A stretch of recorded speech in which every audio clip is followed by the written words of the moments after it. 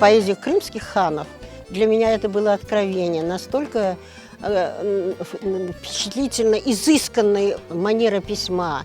Даже в переводе, не зная самого оригинала, и то этот изыск и утонченность. Ханская поэзия, там она так она, как говорят же, как жемчуг нанизана во всю эту культуру стиха и поэзии Востока.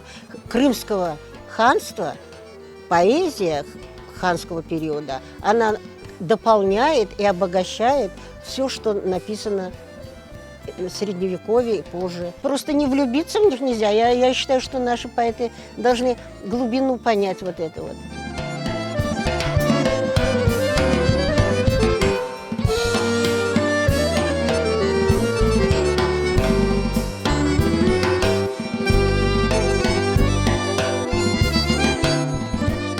Мне бы хотелось это, знаете, драгоценно, как драгоценный камень в оправе. Вот так вот, чтобы эта книга такая получилась. И поэтому вечное вот это стремление к совершенству, оно должно быть у художника. Желание сделать, найти более яркий, выразительный язык.